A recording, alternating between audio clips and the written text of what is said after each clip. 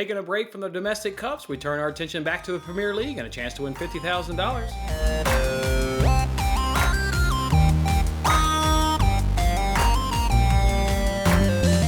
Hey, what's going on, everyone? Jason Mattis, of course, with Winning Bets, hanging out with you guys on this episode. We're talking Premier League and the NBC Sports Predictor app, where we can win $50,000. That's right. If you can correctly predict 6 games this week in the Premier League, give them the right result, and give them the right correct score, you can go ahead and win that $50,000. If that's tough and a daunting little task, hey, why don't you join the Winning Bets League on the app, and you can take my $25. That's right, every single match week, I give away $25 to whoever is in the league and has the most points. It's that simple. If you need that league information, you can go ahead and grab it from this video description. We got to go ahead and see who won from the previous couple weeks, because you guys probably saw on here that I missed a week on the Premier League. That was because of the New Year's Day, and New Year's Day fell on a Sunday, so that means the kids didn't have school on Monday. Well, the wife did work on Monday, so I just assumed the kids had school on Monday. I planned on that Monday to make the video before the game started on Tuesday, but when the kids are home from school, it's a little difficult to make a video, so I apologize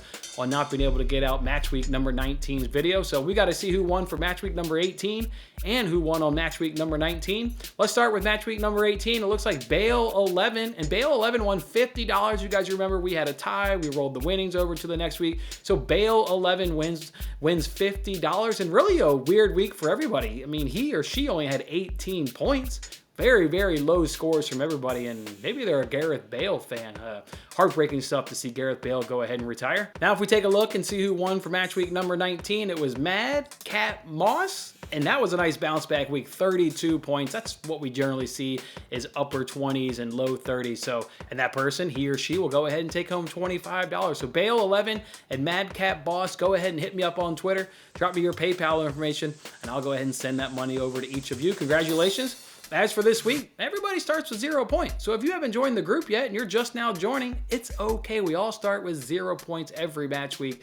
And again, you can take my $25, and that league information can be found down in this video description. I mentioned a couple videos ago that we would kind of kick off the show with kind of like recapping the previous week, but I missed a week.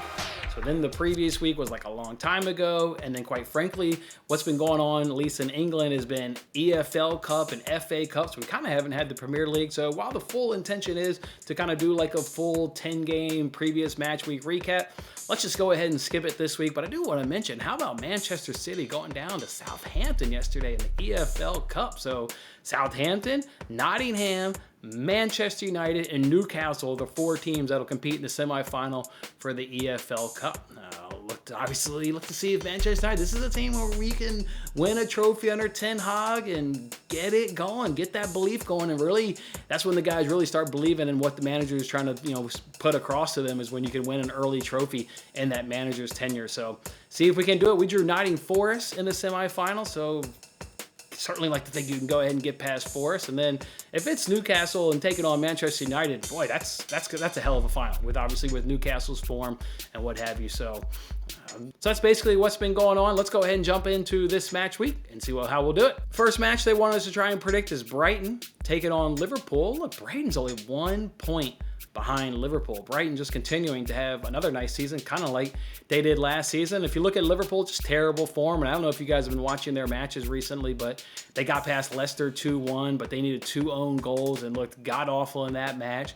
They lost to Brentford 3-1, and then playing Wolves in whether it was the FA Cup or EFL Cup, can't remember which cup that was, against Wolves. They looked terrible against Wolves, and that was at Anfield, and they got to do a replay because that one ended in a 2-2. Meanwhile, Brighton's looking good, just continuing to get results, and Brighton has actually had more of the upper hand in this matchup in terms of they're not losing, which is what a lot of clubs do against Liverpool, because the last 5 head-to-heads, each team has got 1 win, and then there's been 3 draws. So you like Brighton here at home at the Amex Stadium. Liverpool's certainly vulnerable lately on that defensive side. They've got no Virgil van Dijk, as he's going to be out for a few weeks or a couple months.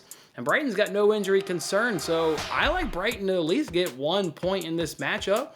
Can they snatch up all 3? Sure. Again, Liverpool is just not really in that great form, and everybody seems to be jumping on them and taking advantage of that poor form. But I think it's going to be a draw. I think it's going to be a draw. You look at the head-to-head, again, 3 of the last 5 have been a draw. That's what I'll go ahead and lean on, is this one will be a draw. I'll say 1-1. So give me a 1-1 draw. The next one here is Everton taking on Southampton, where we have an early relegation battle, as we have 18th place Everton taking on 20th place Southampton. Man, I tell you, if you looked at that result yesterday, again, with Southampton knocking off Manchester City, that's just going to give them so much belief coming into this matchup that maybe they can start to turn it around. You're coming up on the halfway, point here of the season, and getting a win like that against Manchester City, and a convincing win. They dominated them. You can say City had a bad game, but I'm going to give more of that credit to what Southampton was able to do. Just a fantastic game that they played against Man City. So they've got to have a lot of belief. All right, who's going to win the game, though? There's been no draws in the last 5 head-to-heads. No draws in the last 5 head-to-heads, and 9 of the last 10 head-to-heads have had no draws. So you'd like to think that somebody's going to come away, with 3 points. Goals could be hard to come by. I know if you look at the goal differential for these two clubs, and they concede a lot, but they're not scoring a lot. Neither side averages more than 1 goal per game, whether that's their season-long numbers, or if you want to look at home and away respectively. Neither is averaging more than 1 goal. So do these clubs have the ability to take advantage of vulnerable defenses? I'm not quite sure. But again, Southampton's got to have more of the belief as of what they were able to do coming against Southampton. And I think because of that, maybe it could be a little bit of a letdown spot. Maybe this is Everton at home at Goodison Park. They're going to want to turn up here. This is a spot where, the recent head-to-heads have said there's been a winner. And this will be a big 3 points for Everton if they can do it. I think they do what Southampton was able to do to Manchester City, which is kind of jump on them. Southampton coming in, feeling good. Okay, let's go reproduce that. I don't know. This feels like a little bit of a letdown. I'm going to go ahead and say Everton. Everton is the team that's going to get the 3 points. 2-1. Give me a 2-1 win for Everton. All right, let's go ahead and preview Brentford versus Bournemouth right now. Here's some of the stats going on with this one. Brentford, winners of 3 of the last 5 head-to-heads. The last 5 head-to-heads have seen 3 of those 5 cash under 2.5. Brentford at home has scored 2+ goals in 3 straight in this head-to-head. Brentford on the season have scored 30 goals. Well, 18 of those goals have been scored at home, so obviously that indicates they're a better home side. Bournemouth, they've conceded 39 goals, with 29 of those conceded goals coming on the road, so obviously a side that's much poorer on the road. Maybe this one is going to have goals. Both of these teams average 3.2 goals on the season. Bournemouth on the road, it goes up to 4.2. Again, just speaks to just how poor they've been. Bournemouth in the really just kind of just struggling overall. If you look at just shots taken in the Premier League, they're 20th place and far off the place in terms of Brentford, 40 behind. They're 34 shots taken below the team in 19th place. Just a team that's not a lot great going forward, and obviously, mention how much they're conceding and how much they're conceding on the road. You have to like Brentford in this spot at home. A goal scoring machine at home. Love backing Brentford here, being the home side. They've had the advantage again in the head-to-head, winning 3 of the last 5.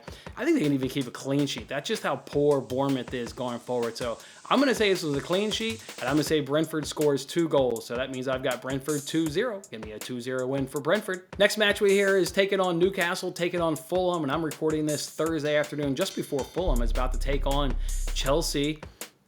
I'd like to see that match maybe before I predict this, but that being said, I like everything about Newcastle. Everything about Newcastle. I think they get the 3 points here at St. James Park. Fulham would have to just blow away Chelsea, but then again, Chelsea's in such bad form. If they were able to blow away Chelsea, it wouldn't be too much of a surprise. And is that going to influence my pick here against Newcastle? Probably not. Clean sheet against Leicester, clean sheet against Arsenal, which Arsenal's in first place, and they're so damn fun to watch. They're just attack, and they were able to keep them to a clean sheet at the Emirates. That was a 0-0 game. So I like everything about Newcastle here. It just comes down to how many goals do I think Newcastle can score and whether Fulham can score. And while Fulham is kind of a high goal scoring team, their games average a lot of goals. I think they're going to struggle at St. James Park. Coming off a quick turnaround, this isn't a club that, plays European football and is used to playing midweek and then games on the weekend. So I think they're going to work hard today at home against Chelsea and then kind of go to St. James Park and get handed to them. So I'm going 3-0. Give me a 3-0 win for Newcastle. The next game involves Chelsea taking on Crystal Palace. And while I really don't need to, think that today's game against Chelsea and Fulham is going to impact Fulham and that decision against Newcastle, it does. So I will drop a comment on this video if I change my pick, because I need to see what Chelsea is going to do.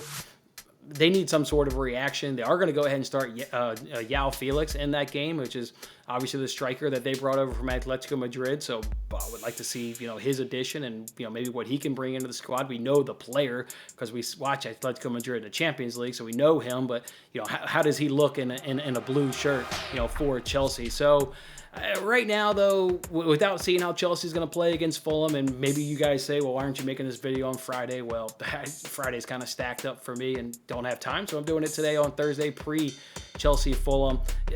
I like Chelsea, certainly at home against Stamford Bridge. You remove Crystal Palace from Selhurst Park, and they're kind of a below-average team, so I would think it's going to be low scoring, though. I'm actually expecting Fulham to get some amount of points today against Chelsea, and then when they come home against the Crystal Palace squad, Graham Potter says, guys, we got to grind out a result here. We need the daggone 3 points. So I'm going Chelsea to win the match in a low-scoring game. I'm going 2-0. 2-0 Chelsea win. Again, look for me in the comment section if I change it. You guys will know. I'll drop a comment on this video. But for now, we'll go Chelsea 2-0. And then the last match, while we surprisingly didn't get the Manchester Derby, I am quite surprised we didn't get the Manchester Derby. Quite frankly, NBC maybe did us a favor, because I think that Manchester Derby would have been tough to predict. We do get the North London Derby, taking on Tottenham, obviously taking on Arsenal here in the North London Derby at White Hart Lane. Arsenal just high-flying. They look really great in attack. They've got a great defense as well. Everything is impressive about Arsenal, and as they should be. When they sit in first place, you're going to like a lot about them. Tottenham, they finally got the monkey off their back, and that monkey off their back being they had gone 10 straight games of conceding first. They did not let Crystal Palace score first, as Spurs were able to win that game 4-0. I think this is a match where Spurs could be full-on in trouble if they allow Arsenal to score first and they get on the score sheet, because I like Arsenal's defense. I like their attack. Now, that doesn't mean that Spurs won't get a goal, but if Arsenal's able to get out, get an early goal, kind of silence, the crowd there at White Hart Lane, it could be a long day for Conte's men, and I think Arsenal, at that point, can then walk out, with the 3 points.